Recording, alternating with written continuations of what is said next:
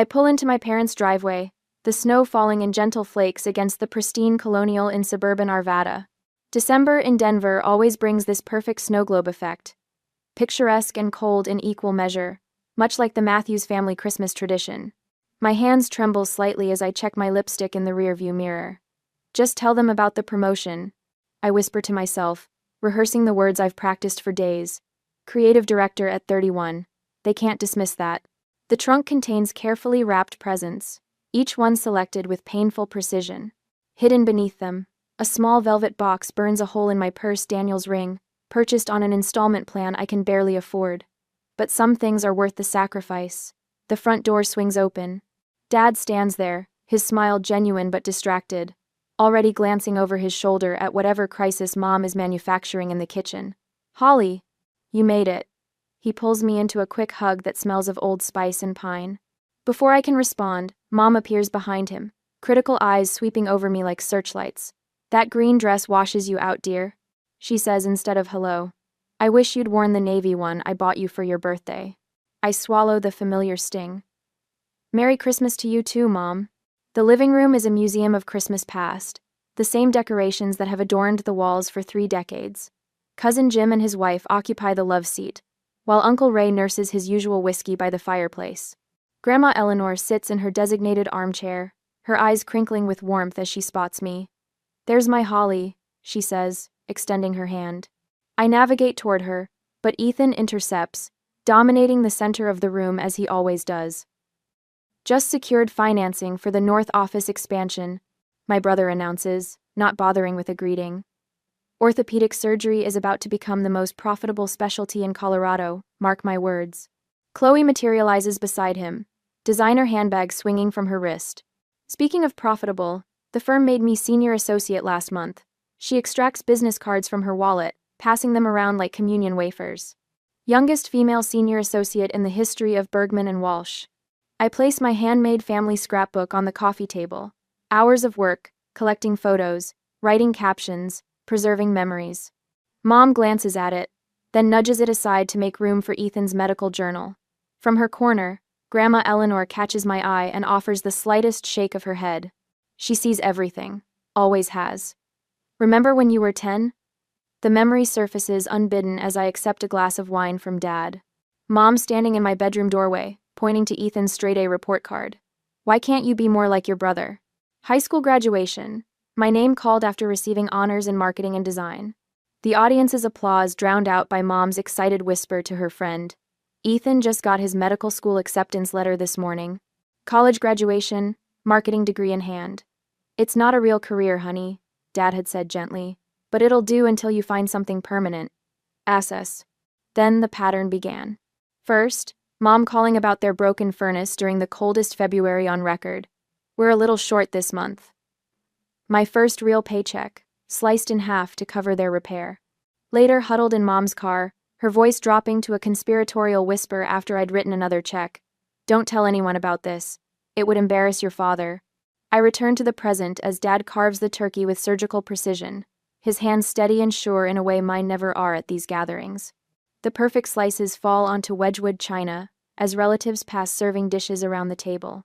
My wineglass is nearly empty when I clear my throat. Daniel and I are engaged. The words hang in the air. The only sound is Grandma Eleanor's soft clapping, her weathered hands creating gentle applause in the suffocating silence. Mom sets her wineglass down with deliberate care, the crystal making a sharp sound against the table. Her mouth forms a thin line before she speaks. Well, she says, each word measured and cold. I suppose someone had to take you. You're the most useless child we have. The table falls silent. Ethan studies his plate. Chloe examines her manicure. Dad's knife pauses mid-slice. I wait for the familiar burn of tears, the instinct to flee to the guest bathroom and compose myself. It doesn't come. Instead, an unexpected calm washes over me, like stepping into an eye of a storm I've been battling my entire life. My phone sits beside my plate. I pick it up, open my banking app, and begin scrolling through transaction after transaction. Mom watches with narrowing eyes as my thumb flicks upward through months of financial history. Dad notices the change in my posture, the straightening of my spine, the slight lift of my chin. He sets the carving knife down, confusion etched across his face. "Holly?" he ventures. I look up, meeting Mom's gaze directly for what feels like the first time in years. "Then stop calling when you need money," I say, my voice steady and clear in the Christmas dinner silence. I can almost hear the foundation crack beneath us, the family hierarchy shifting like tectonic plates. Grandma Eleanor's smile spreads slowly across her face as the dining room table becomes a battlefield, with my small revolution finally declared. I scroll through my banking app, the blue light illuminating faces around the Christmas table. The silence feels like a physical weight, pressing down on shoulders that have carried financial burdens far too long. "Let me show you something interesting," I say, my voice steadier than I expected. December 3rd, $1,150 to Matthews Leasing. My finger taps the screen. "That's for your Lexus, isn't it, Mom?" Margaret's face tightens. Thomas glances between us, fork suspended halfway to his mouth. November 15th, $2,750. I look at Dad. "Your knee surgery deductible? Remember how worried you were about meeting it before year-end?" His eyes drop to his plate. October 2nd, $3,200. My gaze shifts to Chloe. Bar exam prep course, premium package. Chloe's cheeks flush pink against her cream blouse. August 24th, $4,500 wire transfer. I turn to Ethan. "Those lingering student loans that were keeping you from qualifying for your practice loan." Grandma Eleanor's hand covers mine briefly, a warm anchor in this storm of my making. 3 years of transactions. $42,000. The numbers burn on the screen like accusatory eyes, and not a single repayment. Margaret's wine sloshes dangerously close to the rim of her glass. "Families help each other. That's what we do." "Why?" "No, Mom. Families support each other. This was exploitation." "You could have said no if it was such a burden," Chloe snaps, her voice high and defensive. "Nobody forced you." A laugh escapes me, surprising even myself. "You're right. Nobody held a gun to my head. Just emotional manipulation and the promise of finally being worth something to this family." Mom's eyes narrow to slits. "What exactly are you implying?" "I'm not implying anything. I'm stating facts." I scroll through another month of transactions. My lease renewal depends on the bonus I saved. "The bonus you asked for half of last week for the bathroom remodel." Thomas looks genuinely shocked. "Margaret, you didn't mention..." "Daniel and I are taking night courses toward our MBAs." I continue, the words flowing now like a river breaking through a dam. "His teacher's salary barely covers our current expenses. This engagement ring?" I hold up my left hand where the modest diamond catches the light. "Installment plan. Because every time I save, one of you has an emergency." Margaret slams her palm on the table, rattling the silverware. "How dare you air our private business? When I tell everyone what you've done." "What I've done?" The question hangs between us. What exactly have I done, Mom? Supported this family while being treated like I'm nothing? The realization washes over me, crystal clear amid the wreckage of Christmas dinner. "I wanted you to see me as worth something." My voice softens, not from weakness but from the strange power of finally understanding. "But my worth was never going to come from you, was it?" I close the banking app with a decisive tap, the screen going dark. My purse sits beside my chair, and I gather it with careful precision, each movement deliberate.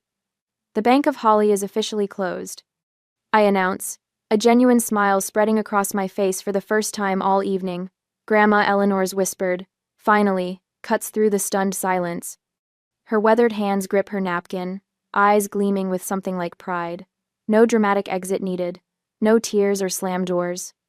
Just the quiet dignity of walking away from the table, away from patterns established long before I had the language to name them. The front door closes behind me with a gentle click. The snow falls steadily now, covering the driveway in a fresh white blanket that my footprints disturb as I walk toward my car.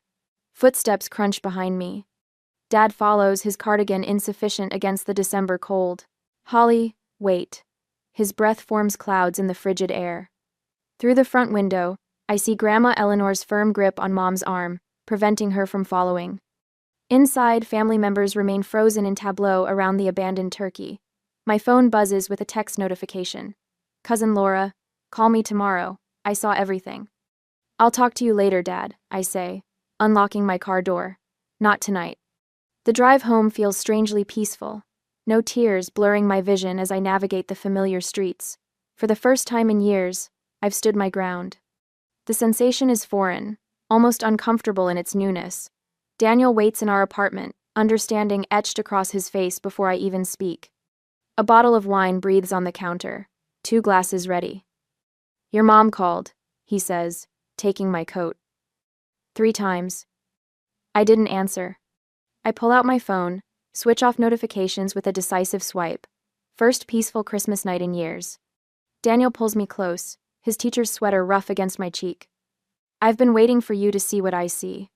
A text from Rebecca pops up before I silence the phone completely. "Guest room ready just in case. Proud of you." Later, in bed beside sleeping Daniel, I stare at the ceiling. My holiday bonus remains untouched in savings.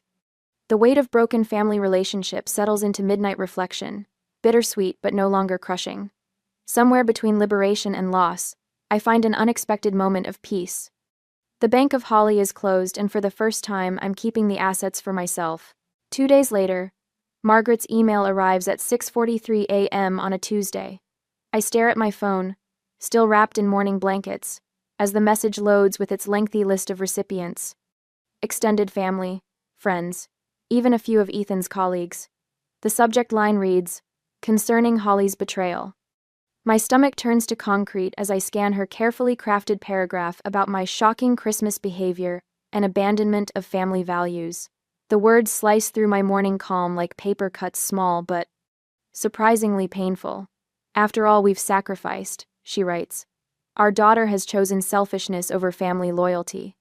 Daniel's arm wraps around my waist. "You knew this was coming," he whispers into my hair. "Remember what Dr. Levinson said in therapy? Their reaction isn't your responsibility." The phone buzzes again. Chloe this time, her name flashing on my screen like a warning light. "Holly, how could you?" Her voice breaks with theatrical precision. "Mom can barely get out of bed. I've had to take a personal day from the firm. She keeps asking what she did wrong." I press the phone to my ear, listening as Chloe describes calling our mutual friends, her voice dropping to a tearful whisper. "Everyone's shocked by how you've abandoned us." That night, Dad calls. The familiar ringtone jolts me awake at 11:37 p.m. "Your mother doesn't know I'm calling," he says, his voice smaller than I remember. She's having a hard time, Holly." "Dad, I just want to understand what happened at Christmas. You've always been our rock." The truth hovers on my tongue. I was never their rock. I was their ATM.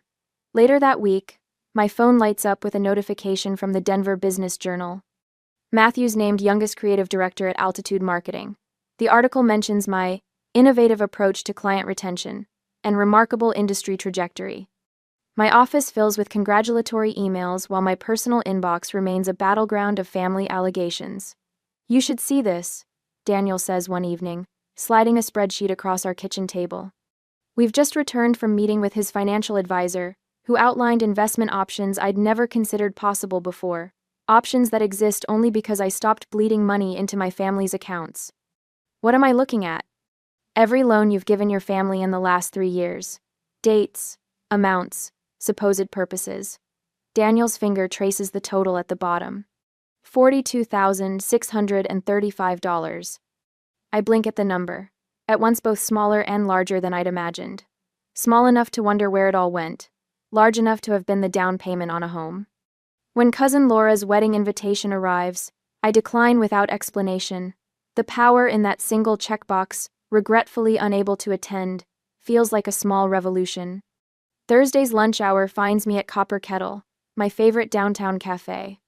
The spring sunshine streams through plate glass windows, warming my favorite corner table as I spread marketing briefs beside my sandwich. My phone sits face down, a newly established boundary. The cafe door swings open, bell chiming softly. I don't look up until I sense someone hovering at my table. Mom stands there, Chloe half a step behind. Mom's eyes are rimmed red, her makeup carefully applied to enhance the appearance of exhaustion. Chloe clutches her designer handbag like a shield. "Holly," Mom says, her voice pitched just loud enough to turn heads. "We need to talk." My throat tightens. The cafe, my sanctuary, my lunch break escape suddenly feels like a trap. They've chosen a public setting deliberately, knowing I can't escape without creating a scene. Mom slides into the chair opposite mine without waiting for an invitation. Chloe hovers, then sits.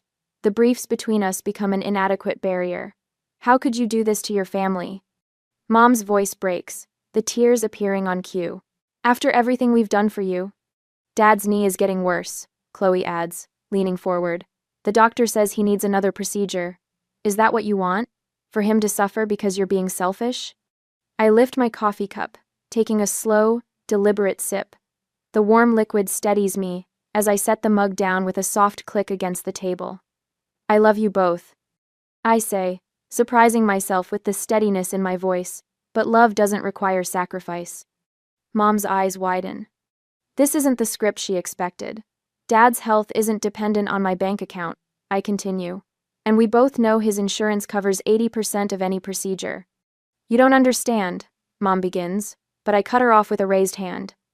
I understand perfectly. You're not here because you miss me. You're here because you miss my money. The cafe manager approaches, concern etched across her face. Everything okay here, Miss Matthews? Your usual table is always reserved for you. Everything. I nod, grateful for the interruption and the unexpected ally. Everything's fine, Vera. My mother and sister were just leaving. Mom's mouth opens in shock. This isn't how our confrontations normally end, with me still seated, composed while she's dismissed. I reach for my wallet, counting out bills for 3 coffees, and place them deliberately on the table between us. This is the last bill I'll pay for you, I say quietly. As they leave, I notice Rebecca at a corner table, her phone positioned to capture the entire exchange. She gives me a thumbs up before returning to her laptop. That evening, my office implements visitor screening protocols after I explain the incident to my supervisor.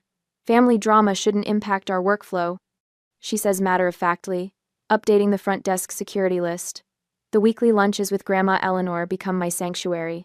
I've waited 30 years to see you stand up for yourself, she tells me, buttering her roll with precise movements.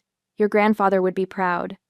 Daniel's colleagues from school send encouraging texts after hearing about the coffee shop confrontation. Cousin Laura calls with her own stories of family financial pressure, confessing she's been on the receiving end of similar demands. The knock at my apartment door comes unexpectedly on a Tuesday evening. The peephole reveals Dad standing alone in the hallway, his shoulders slumped under his worn canvas jacket. Can I come in? He asks, eyes darting down the corridor as if afraid of being seen. I hesitate before opening the door wider. He sits awkwardly on our couch, hands clasped between his knees. I never knew, he says finally. How much you were paying, I mean. Mom didn't tell you? Mom didn't tell you? He shakes his head, then reaches for the folder he brought. I found your spreadsheets, the ones you left at Christmas. He opens it, revealing organized columns of numbers. She told me these were just small birthday gifts you'd given us. I sit beside him, turning pages to show the real amounts. His face crumples as he sees the total. I'm going back to work, he says suddenly. Full-time engineering again. Peterson's firm has an opening. Dad, you don't have to. I do. His eyes fill with tears as he takes my hand. I failed you as a father, Holly. I let this happen. Later that week, I start a journal dedicated to family interactions. Each call, text, and confrontation documented with clinical precision. Financial records organized by month and purpose. Text messages backed up to secure cloud storage. I create an email folder labeled Family Boundaries and file away every message from Mom and Chloe. The very act of organization feels like reclaiming power. Our wedding planning proceeds without the financial strain I'd expected. The venue deposit clears without emptying my account. The caterer's contract doesn't require me to skip lunch for a month to afford it. When the engagement party invitations go out, 2 names are conspicuously absent from the guest list. Dad calls to confirm he'll attend. Grandma Eleanor promises to bring her famous lemon squares. The evening before the party, my doorbell rings. The security camera Daniel installed shows Mom standing outside, clutching a large manila envelope to her chest. My hand hovers over the doorknob. Behind me, our apartment glows with pre-celebration warmth. Daniel arranges appetizer platters in the kitchen, humming softly. The doorbell rings again, more insistent this time. My fingers curl around the cold metal of the knob as I weigh the choices before me. I open the door but position myself firmly in the threshold, blocking entry. The last boundary I have left, Holly.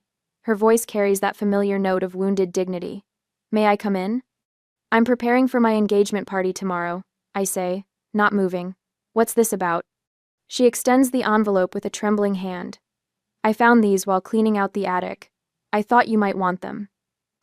I accept the package, my curiosity winning over caution. Inside are childhood photographs I've never seen: me at 6 blowing out birthday candles, 10-year-old me clutching a science fair ribbon, teenage me in my first formal dress. Remember how happy we were?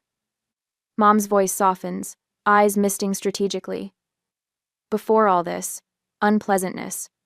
I thumb through the photos, feeling that old familiar pull, that hunger for proof that I belonged. The family is falling apart, Holly. Her hand reaches for my arm but stops short when I step back. Your father is devastated. Ethan barely speaks to us. Chloe cries herself to sleep. I say nothing, which unsettles her more than any response. Dr. Williamson has agreed to host a family counseling session next Tuesday. She produces a business card from her purse. Everyone's committed to attending. Even Grandma Eleanor thinks it's a good idea. I recognize the manipulation instantly.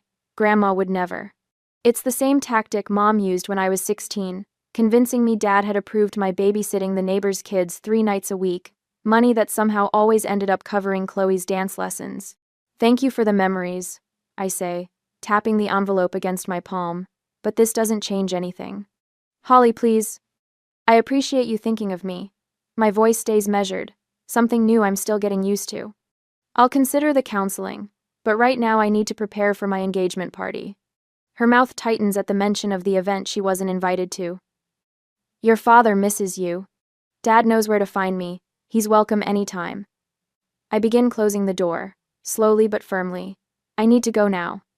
The door clicks shut, and I lean against it, breathing deeply. No tears, no racing heart, just quiet certainty. Daniel emerges from the kitchen, wiping his hands on a dish towel. You okay? I hand him the envelope. Trip down memory lane, courtesy of Margaret Matthews. We spread the photos across our coffee table. Daniel sits cross-legged on the floor beside me, studying each image with historian's eyes. Notice anything? He asks after a while. I shake my head, still caught in memories of the moments captured. His finger points to photo after photo. You're always on the edge. Here, Christmas morning, Ethan and Chloe center stage unwrapping presents. You're practically off frame. Your high school graduation, you're half hidden behind your dad. Family vacation, you're taking the picture instead of being in it. I stare at the evidence arranged before me, patterns emerging like constellations. And this one. Daniel taps a photo of me at 16, standing beside Mrs. Peterson's twins. Isn't this when you started babysitting? 3 nights a week, $20 per night. The memory crystallizes. Mom said they needed help at the time. Which became Chloe's dance competition fees. Daniel's voice holds no judgment, just quiet observation. Which became your parents' anniversary trip? Which became the Bank of Holly. I gather the photos, seeing them now for what they truly are: not treasured memories but evidence of systematic exclusion. I reach for my laptop. I'm starting a new album, one that begins with our engagement. Daniel kisses my forehead. Perfect first entry. The engagement party transforms our small backyard the next evening. String lights crisscross above patio furniture borrowed from Rebecca's parents. Colleagues from the marketing firm mingle with Daniel's teacher friends. Champagne flutes catching golden sunset light. I'm helping Grandma Eleanor to a chair when a ripple of tension sweeps through the gathering. Chloe stands at the garden gate, Ethan hovering uncomfortably behind her. Family should be invited to engagement celebrations. She announces loudly, striding into the yard like she's entering a courtroom. Conversations pause. Glasses freeze mid-sip. All eyes track the unfolding drama. Daniel's hand finds the small of my back, steady and warm. I've got this if you need me to. I shake my head. I'm good. Chloe reaches us just as Dad appears through the garden gate, looking both embarrassed and determined. What are you doing here? I ask quietly. We're still your family, Chloe says, voice rising. You can't just cut us out because... This isn't the place, Dad murmurs, but she ignores him. Rebecca moves protectively toward me, champagne bottle poised like a weapon. Daniel's father taps his glass for a toast, unaware of the brewing storm. To Holly and Daniel, Two extraordinary teachers, one of history and one of boundaries. Quiet laughter ripples through the gathering. Family should come first, Chloe interrupts, tears brimming. Before careers, before fiancés, before... This is about Holly's future. Grandma Eleanor's voice cuts through the tension like a knife through butter, which is exactly what family should celebrate, not sabotage. Emiso. The brutal simplicity of her words silences everyone. My colleagues exchange glances, witnessing firsthand what I've tried to explain in break-room conversations. Thomas. Chloe appeals to our father. Tell her this isn't right. Tell her we're leaving. Dad looks at me, really looks at me, perhaps for the first time in years. Then he sets his glass on a nearby table and straightens his shoulders. I'm staying, he says quietly. Chloe's face crumples. She spins on her heel and storms out, mascara tracking down her cheeks. Ethan remains frozen in place, his expression unreadable. The party gradually resumes, though now peppered with whispers. Mom's absence becomes a topic of speculation that I neither confirm nor deny. Later, as dusk deepens into night, Ethan approaches me by the dessert table. Could we talk? He asks, hands jammed in his pockets. We move to a quiet corner of the yard. He pulls an envelope from his jacket and hands it to me. I never realized what was happening, he says, voice low. Not until Dad showed me your spreadsheet. Inside the envelope is a check for the exact amount I paid toward his student loans, plus interest. I'm also taking over Dad's medical bills going forward, he continues, starting with the physical therapy for his knee. I study my brother's face, searching for the competitive edge that defined our childhood interactions. It's absent, replaced by something that looks remarkably like shame. Why now? I ask. Because I saw what it cost you. His eyes meet mine. And because for the first time, I saw what it cost Dad to let it happen. We talk for 20 minutes, our first genuine conversation in years. That night, Dad texts that Chloe called him in tears. The next morning, Ethan emails that he's refused to support Mom's version of events when she called demanding he take sides. 3 cousins and an aunt reach out directly to me, instead of filtering through Mom. Dad mentions he's starting financial counseling. And in a final irony that would be funny if it weren't so sad, Rebecca reports from her mother's bridge club that Margaret Matthews has stopped attending social gatherings, claiming illness when the real ailment is the shifting of support systems she once controlled with absolute authority. The photos Mom brought sit in a new album now, labeled The Past, but they're contextualized with my spreadsheets, my documentation, my truth. Beside it sits a thicker album labeled The Future, beginning with pictures from an engagement party where I stand firmly in the center of every frame. Weeks later, the wedding invitation sits on my desk, cream-colored cardstock with golden lettering, no mention of the mother of the bride. 6 weeks of planning without Margaret's input, and I've never felt more at peace with a decision. My phone vibrates again. The 3rd time in an hour. Holly, please call. My blood pressure is through the roof. Mom's text glows on the screen, a familiar manipulation that once would have sent me rushing to her side. I set the phone face down and return to my seating chart. Daniel appears in the doorway, his face tight with concern. Your dad called. Says your mom's really struggling with being excluded. She's not excluded, I remind him, tapping my pen against the chart. She's just not in charge. I know, but... But what? I look up, meeting his worried eyes. Your dad says this might be her last chance to make memories with you. As your mother. The old guilt rises like floodwater, threatening to drown my resolve. I close my eyes, counting backward from 10, a technique my therapist suggested. She's 58, and perfectly healthy, except when she needs leverage. I say finally. This is exactly what she did before my graduation, my promotion party, and every important moment of my life. Daniel nods, understanding dawning in his eyes. He's caught between supporting me and the natural desire for peace, just as Dad has been for 30 years. Later that evening, Daniel's mother calls, her voice uncharacteristically hesitant. Holly, dear, I ran into your mother today at Williams-Sonoma. My stomach tightens. Let me guess, a completely accidental meeting? She was quite upset, said she's being excluded from her only daughter's wedding. A pause. Is everything all right between you two? I explain as simply as I can, omitting the financial details but emphasizing the boundaries I've established. By the time we hang up, she sounds uncertain but supportive. Daniel watches me from across the kitchen. She got to my parents. That's just the beginning. I say, surprising myself with how calm I feel. Chloe texted earlier. 3 photographers suddenly can't make our date, despite signed contracts. He frowns. That's not a coincidence. No, I agree. It's war. The next morning brings worse news. Our venue coordinator calls, apologetic but firm. There's been a catastrophic plumbing issue at the hall. We have to cancel all events for the next 3 months. Officially, we've lost our venue. I sit in stunned silence as Daniel takes over the call, his teacher's voice steady and practical as he asks about deposits and recommendations. When he hangs up, I whisper what we're both thinking. My mother. You can't know that for sure, he says, but his eyes tell me he believes it too. That night, I curl into myself on our sofa, watching as Daniel makes calls, sends emails, attempts to salvage what's left of our wedding plans. Maybe I should just give in. I say finally, the words bitter on my tongue. Let her help with the wedding. It would be easier. Ka. Rebecca appears in our doorway 20 minutes later, summoned by Daniel's SOS text. She drops onto the couch beside me, her face fierce with determination. This is exactly why you stood up to them, she reminds me. The moment you show weakness, they pounce. She pulls out her laptop. My client owns a vineyard outside Boulder. Small, private, and available because their daughter's wedding was last weekend. 3 days later, we stood on a hillside overlooking rows of grapevines. The sun bathes everything in golden light, and a small stone building with a red roof nestles against the hillside. It's perfect, I whisper, and for the first time in weeks, the tightness in my chest eases.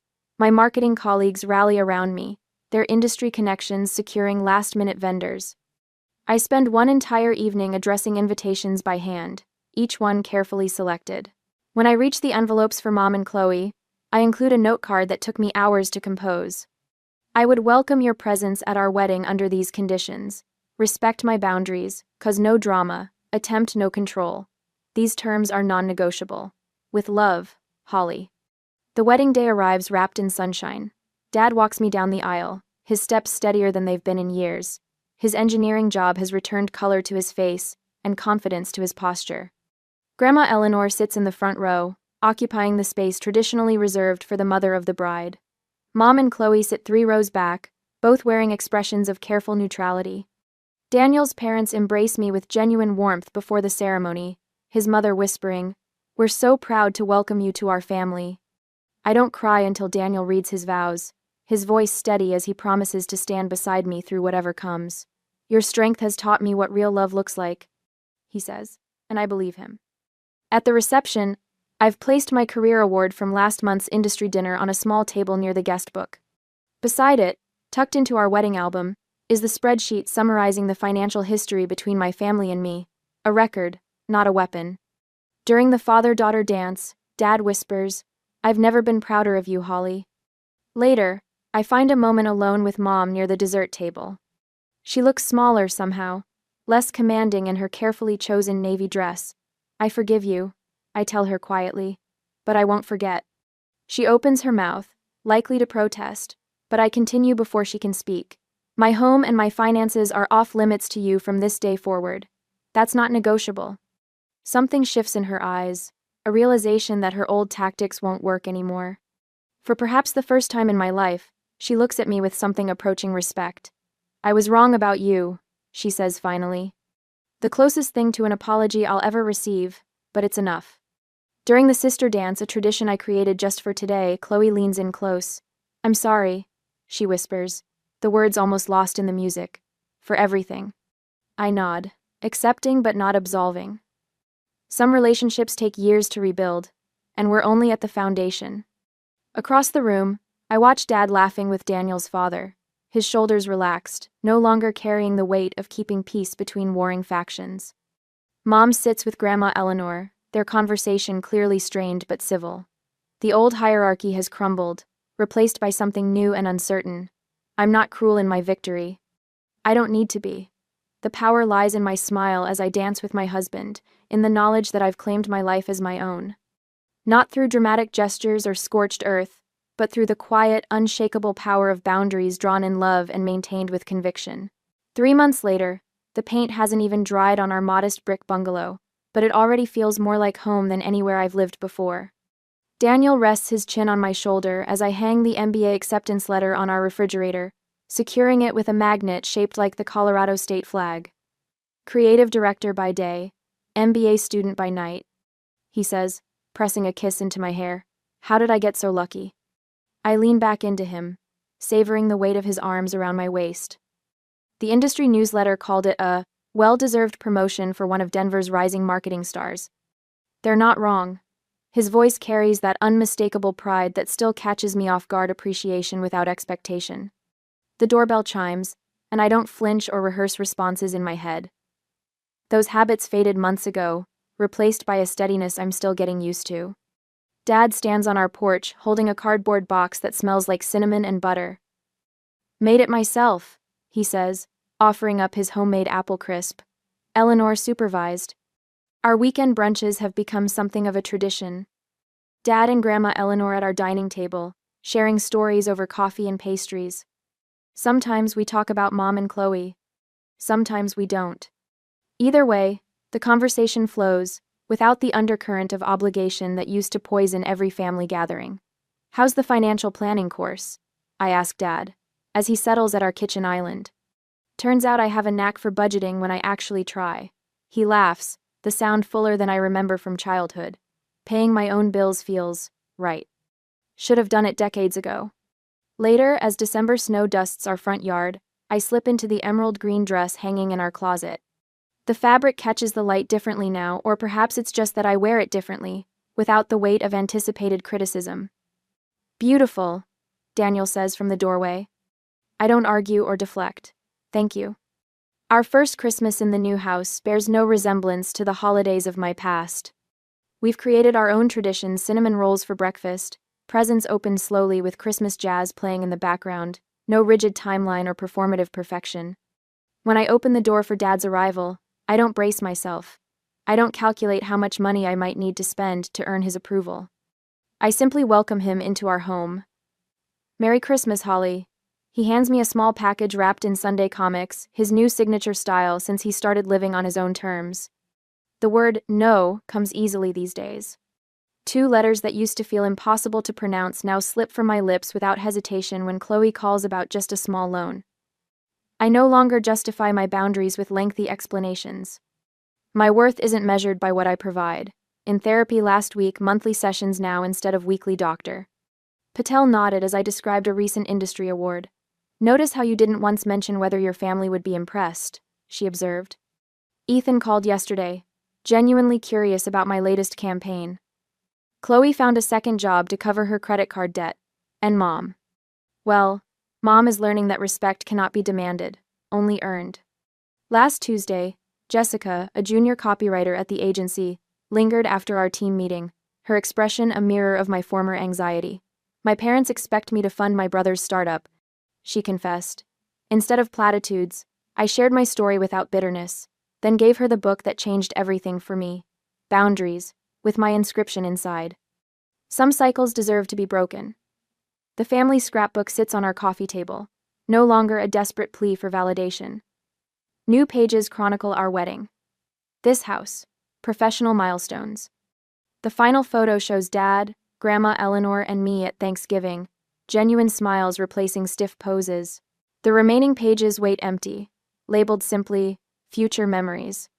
When the invitation to Christmas Eve dinner went out to Mom, it came with clear conditions: respect, authenticity, boundaries. Her careful navigation of this new terrain, asking before offering advice, acknowledging Daniel's contributions, thanking us for hosting, reveals a fragile truce worth nurturing. In our family photo, everyone stands in their proper place, but now, that place is earned through love, not obligation. The bank of holly closed permanently, and in its place, something more valuable emerged: a life measured by joy instead of usefulness.